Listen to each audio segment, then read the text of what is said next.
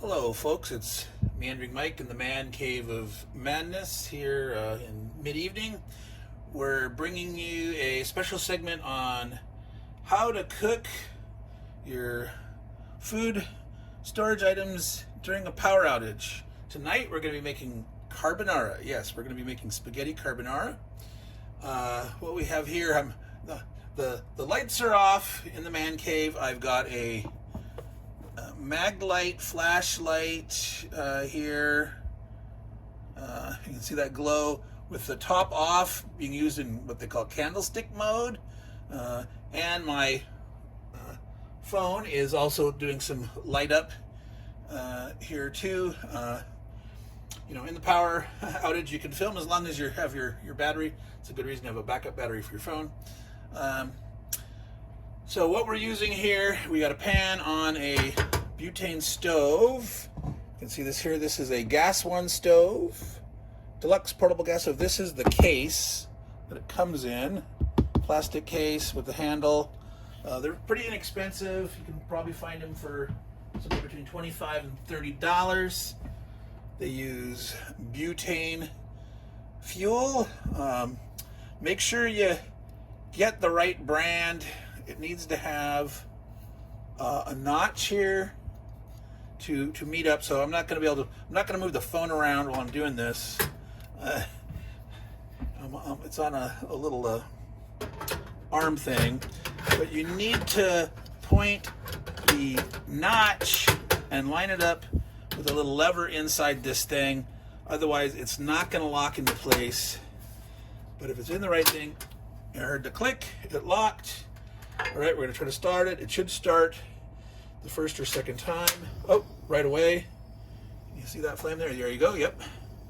Good stuff. I'm going to start it not too high while I'm talking. I don't want the pan to overheat. So I've done a few items of prep. We're going to be using, for the carbonara, the eggs over easy that I mentioned before in one of my other videos. I'm going to use the open pack that I already have here.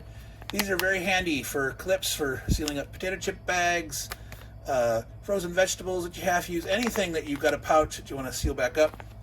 Keep a lot of these clips on hand. I already went ahead and prepped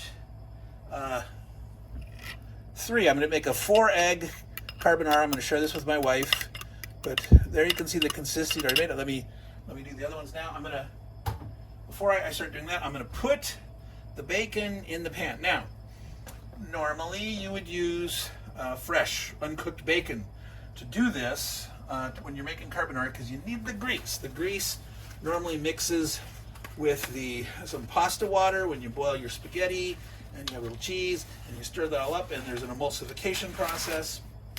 I'm going to be using 2 different kind of bacon. So this is fully cooked bacon. Comes in a pouch like this.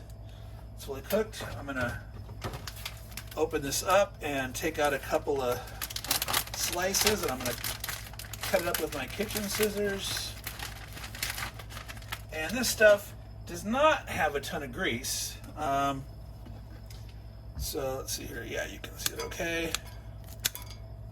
Very handy, just doing with the scissors. So I'm going to need to add some grease to this.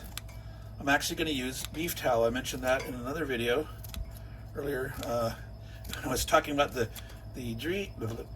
refried beans, the dehydrated refried beans. When you reconstitute those, you're adding boiling water. You want to add some fat in it, whether it's butter, whether it's beef tallow, or whether it's pork lard. It'll taste so much better, and it'll be much more satisfying.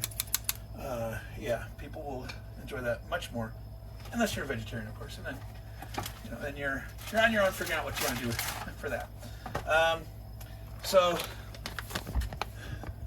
Oh, by the way, these usually last 3 or 4 months, keeping it in the cupboard. Once you've opened it up, you want to refrigerate it. These, same thing, if you haven't opened it, it'll last a few months in the cupboard. I like the real bacon bits, not that textured vegetable protein stuff. When I was a teenager, I actually kind of thought textured vegetable protein was kind of cool, and I didn't mind it at all, but now it's like, no. Too much soy stuff, not good for you, actually. They tout it as a health food, but the way we grow our soybeans in this country, there's all sorts of genetically modified ones, and who knows what else they're putting in there. All right, so I'm going to add some beef tallow. This stuff, you do want to refrigerate once you open it up. If your power's out for, a couple of days, it should be okay. But that's lard, folks. That's good old tasty lard. All right. Now you can hear some sizzling going on, right? I'm going to turn that down just a little bit here. It's been a while since I've cooked on the good old butane, and I'm trying to remember the speed at which things heat up and not. That'll have to come back to you. So we'll see how we do here. All right, that's producing some grease. Now, normally we'd be tending to the spaghetti and making sure that that's cook it al dente. We are not boiling pasta here. We're assuming maybe your water pressure went out, or you're in a longer term situation, you want to conserve water. We are going to use these fresh noodles. I think I showed these before. These are udon noodles, Japanese style. This soda is actually from Korea, but they're tasty. These are Hong Kong express rice noodle called Hokkien noodles.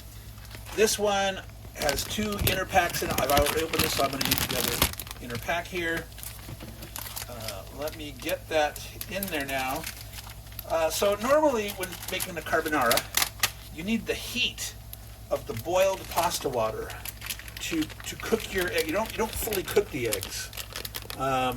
You take it off the heat. You've splashed in some pasta water, and you're letting the heat of the pasta cook the eggs enough without curdling them. Now, so we're skipping that whole boiling the noodle thing. So we got to get these noodles up to heat.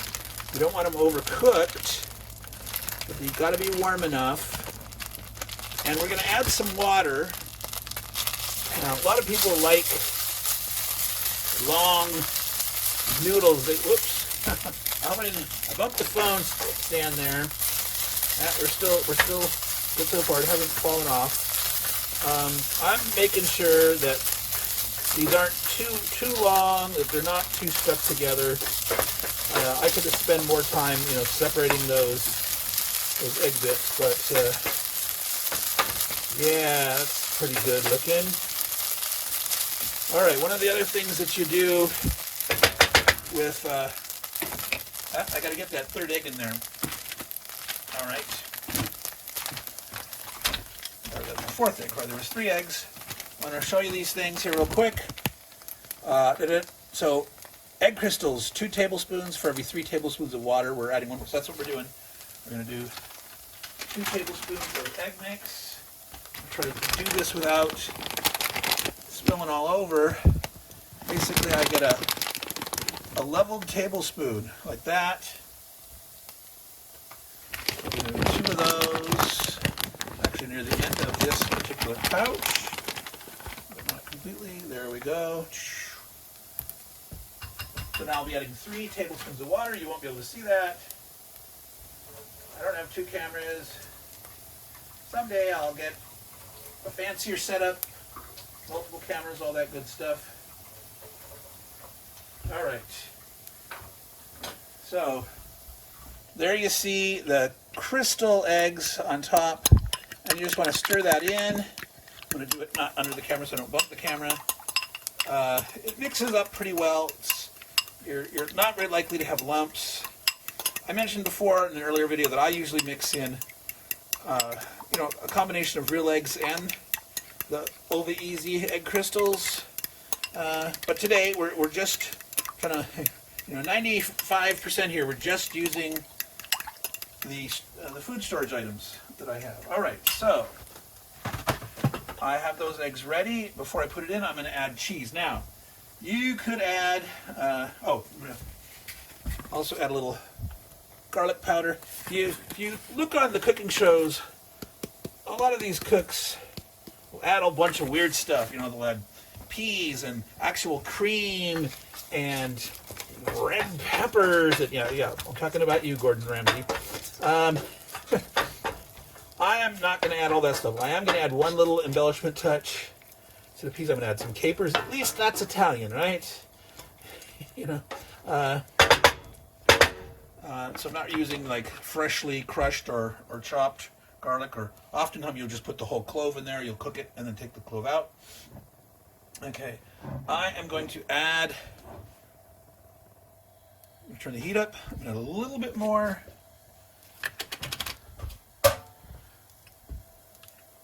lard.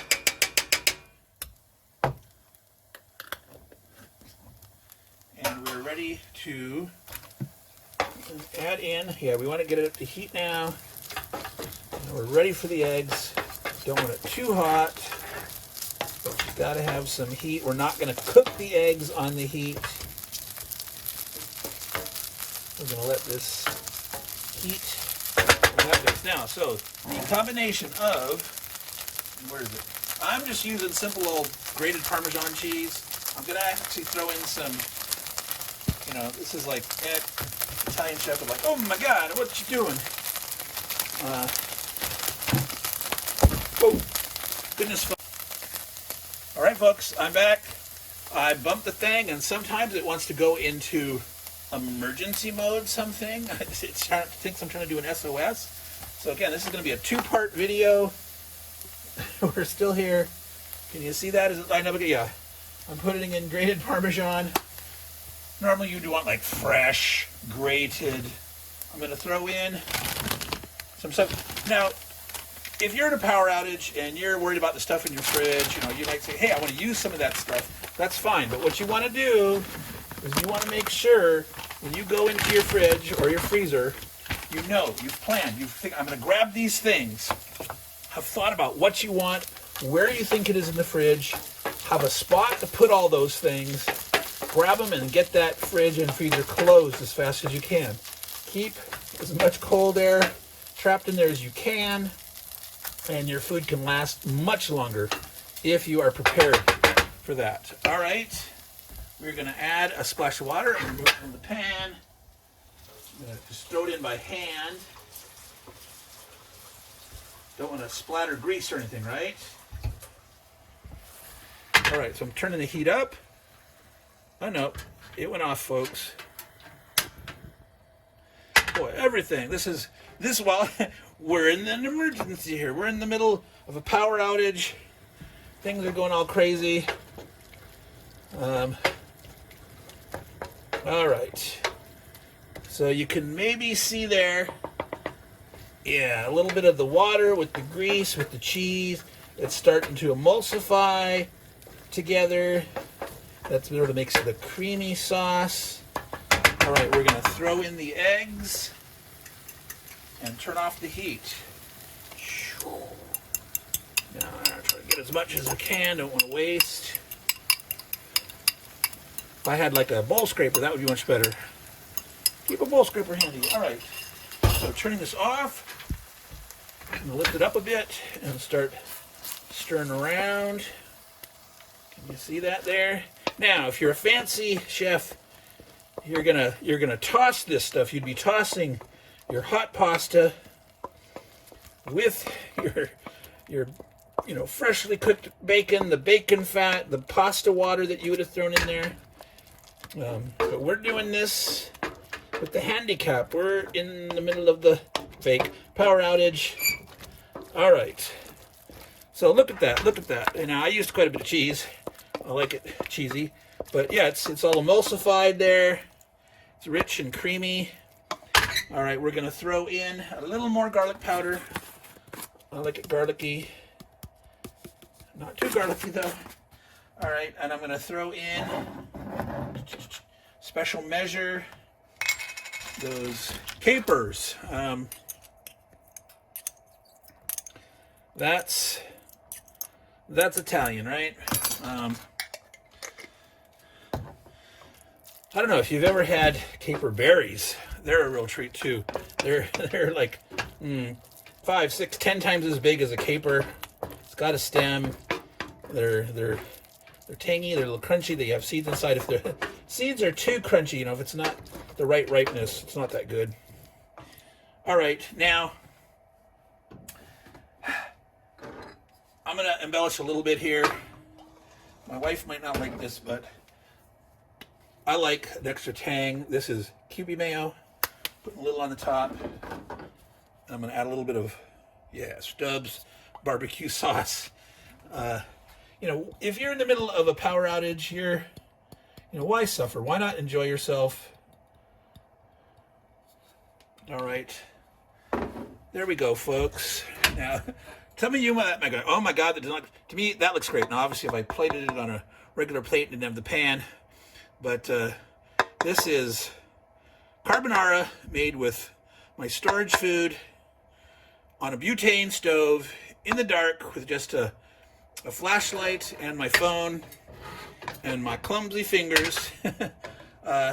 So that's it for now, folks. I'm going to sign off. This is Meandering Mike, the Man Cave of Madness.